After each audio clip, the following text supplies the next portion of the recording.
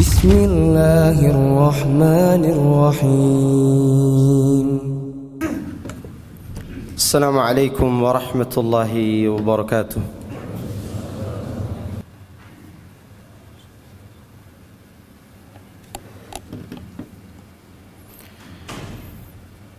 Innal hamdalillah nahmaduhu wa nasta'inuhu wa nastaghfiruh wa na'udzu billahi min shururi anfusina wa sayyiati a'malina may yahdihillahu fala mudilla lahu wa may yudlil fala hadiya lahu wa ashhadu an la ilaha illallah wahdahu la sharika lahu wa ashhadu anna Muhammadan abduhu wa rasuluhu sallallahu alaihi wa ala alihi wa ashabihi ajma'in wa man sara ala nahjihi wa istanna bi sunnatihi wa ihtada bi hadiyihi ila yaumiddin wa sallama tasliman katsira amma ba'du. Ya ayyuhalladzina amanu taqullaha haqqa tuqatih wa la tamutunna illa wa antum muslimun. فإن أصدق الحديث كتاب الله وخير الهدي هدي محمد صلى الله عليه وسلم وشر الأمور محدثاتها فإن كل محدثة بدعة وكل بدعة ضلالة وكل ضلالة في النار. Jemaah sekalian, a'azani Allah wa iyyakum. Alhamdulillah, kita bersyukur kepada Allah Subhanahu wa taala atas limpahan nikmat yang Allah anugerahkan kepada kita semuanya, terutama nikmat Islam, nikmat yang akan memiliki keagungan di dalam hati-hati kaum muslimin, nikmat yang akan menyelamatkan pemiliknya nanti di yaumil qiyamah. Sebagaimana Allah Subhanahu wa taala berfirman, yauma la yanfa'u malun wala banun illa man atallaha biqalbin salim. Pada hari tidak bermanfaat lagi harta dan anak kecuali orang yang datang kepada Allah dengan membawa hati yang salim.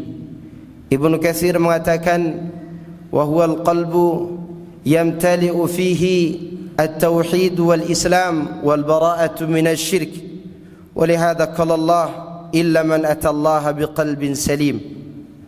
Hati yang dipenuhi dengan Islam dan tauhid dan jauh dari kesyirikan. Oleh karena itu Allah mengatakan kecuali orang yang datang kepada Allah dengan membawa hati yang salim. Allah juga berfirman, yawaddul mujrimu yawma idzin wa yawaddul mujrimu yawma idzin min adzabi yawmi idzin bi bani wa sahibatihi wa akhi wa fasilatihi allati tu'wi wa man fil ardi jami'an thumma yunji. Orang-orang kafir pada hari kiamat nanti berkeinginan andai saja boleh menebus diri dengan keturunan, dengan saudara dan istrinya, dengan kelompok yang selama ini melindunginya atau seluruh manusia, kemudian dia diselamatkan dari azab. Lalu Allah menjawab, kalla innaha ladha, sekali-kali tidak demikian, sesungguhnya neraka itu sangat bergejolak, nazza'atan lisyawa, yang membakar sampai mengupas kulit kepala, tad'u man adbara wa tawalla, neraka itu memanggil setiap orang yang berpaling dari ajaran Islam, berpaling dari agama yang hak ini. Kaum muslimin rahimani wa rahimakumullah, semua hamba yang menginginkan kebaikan, yang menginginkan akhirat yang penuh dengan nikmat, dia pasti mempersiapkan diri untuk mengadakan safar menuju kepada Allah Azza wa Jalla. Namun yang perlu diingat, dalam perjalanan kita pulang kepada Allah dan pulang ke negeri akhirat, kita dihadang oleh al-khawadi' wal qawati', yaitu para penipu-penipu dan para pemutus jalan. Seorang hamba yang sedang bersafar menuju kepada Allah akan tertipu pertama kali dengan syahwat, cinta kepada riasat, dibesar-besarkan, kepemimpinan, ketokohan, wal maladh wal manakih wa ghairi dzalika minasy syahawat. Diuji, ditipu oleh syahwat, kepemimpinan, ingin ditokohkan, ingin dibesar-besarkan, tertipu dengan kelezatan-kelezatan dunia, tertipu dengan banyaknya wanita-wanita yang dia nikahi atau yang dia campuri di luar nikah, atau tertipu dengan hal-hal lain. Jika seorang hamba yang mengadakan perjalanan tadi berhenti sampai di situ, maka terputuslah hubungannya dengan Allah Azza wa Jalla.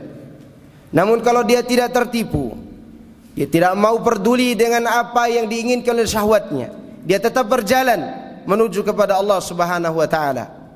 Di tengah perjalanan pun masih ada ujian berikutnya.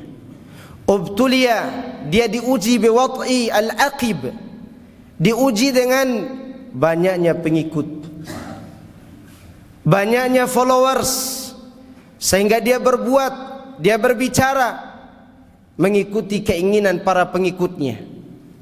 Dia tidak berani menghidupkan sunnah, dia tidak berani membantah bid'ah, dia tidak berani menghidupkan tauhid, dia tidak berani mematikan syirik.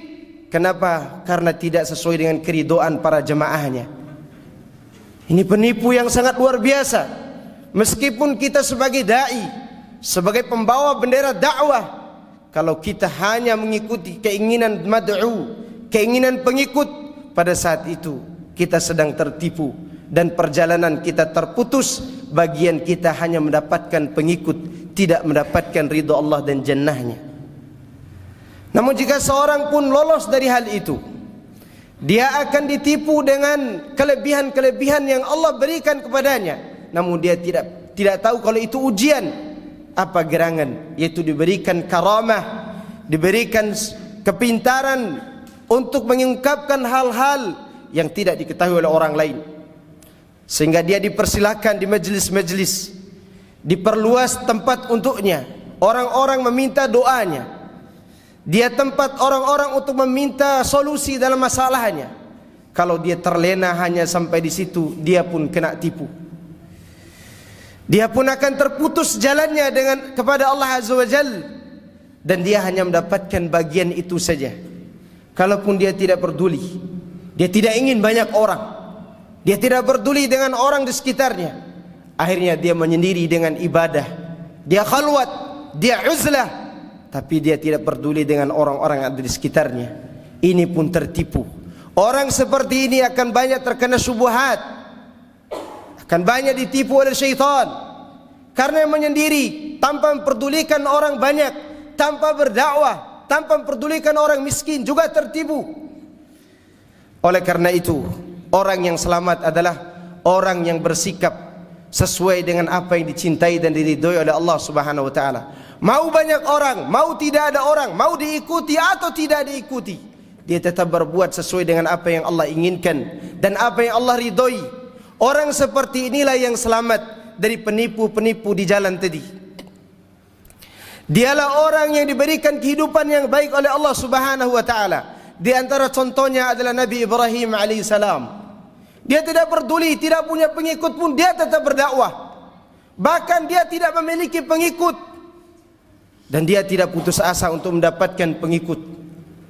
Sampai akhirnya dia berdoa, Rabbi habli minas salihin. Setelah selesai berdebat, dia dilempar di dalam api, kemudian dia diselamatkan, tidak ada yang mengikutinya. Dia pun meminta kepada Allah, Rabbi habli minas salihin.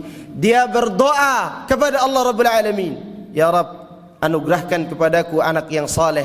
Kata Syekh Sa'di dan kata ulama-ulama lainnya dari kalangan ahli tafsir, Ibrahim meminta keturunan yang saleh agar dia mendapatkan pengikut dari keturunannya.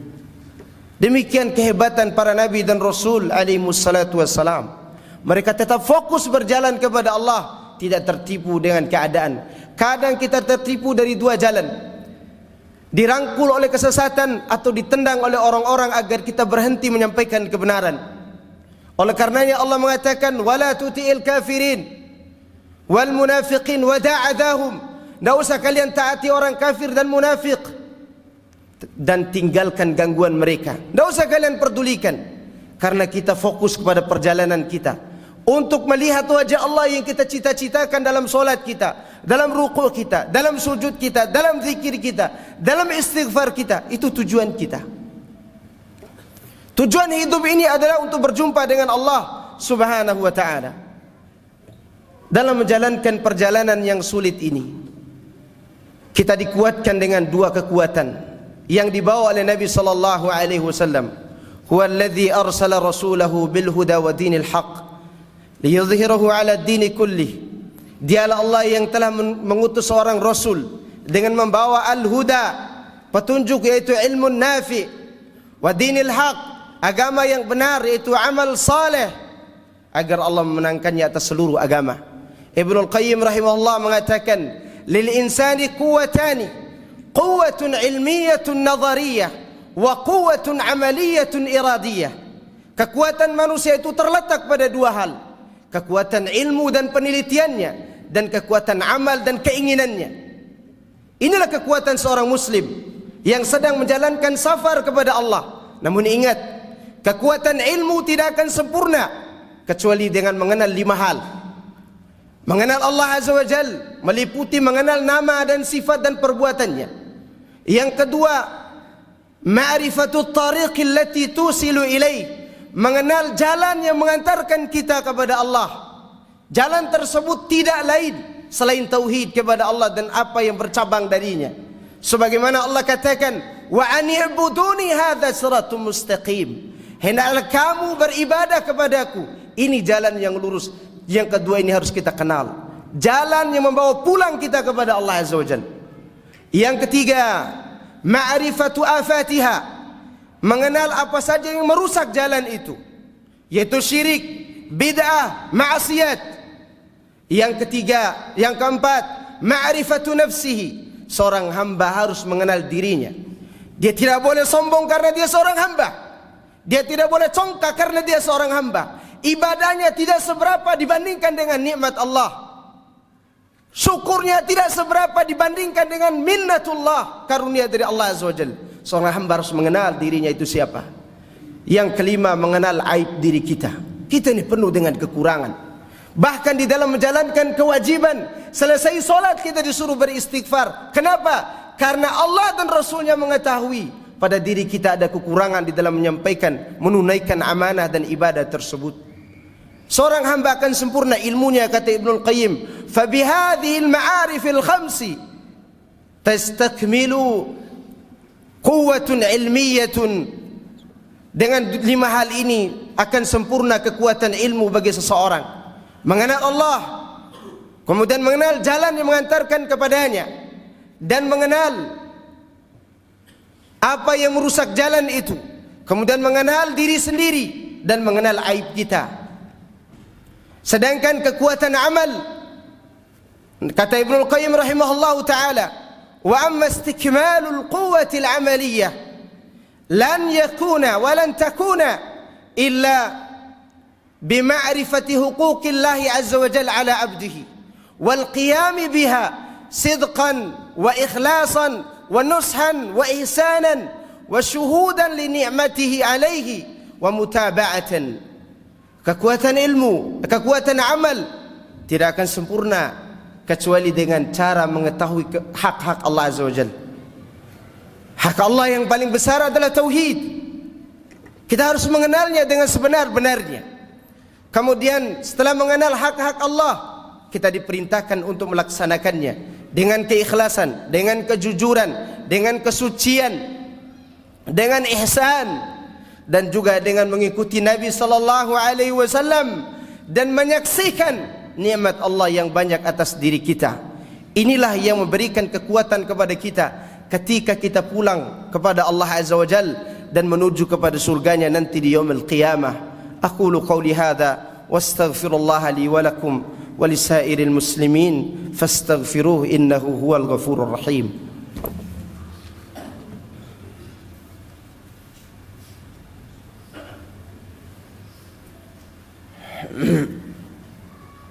الحمد لله حمدا كثيرا طيبا مباركا فيه كما يحب ربنا ويرضى وأشهد أن لا إله إلا الله وحده لا شريك له وأشهد أن محمدا عبده ورسوله صلى الله عليه وعلى آله وأصحابه أجمعين أما بعد. Saudaraku, a'azani Allah wa iyyakum. Al-Imam An-Nawawi rahimahullahu ta'ala mengatakan, inna lillahi ibadan futana talaqu dunya wa khaful fitana nadharu fiha falamma alimu annaha laysat lihayyin watana ja'aluha lujjatan wattakhadhu fiha sufuna salihal a'mali fiha sufuna. Sesungguhnya Allah Azza wa Jalla memiliki hamba-hamba yang cerdas. Mereka menceraikan fitnah-fitnah dunia ini.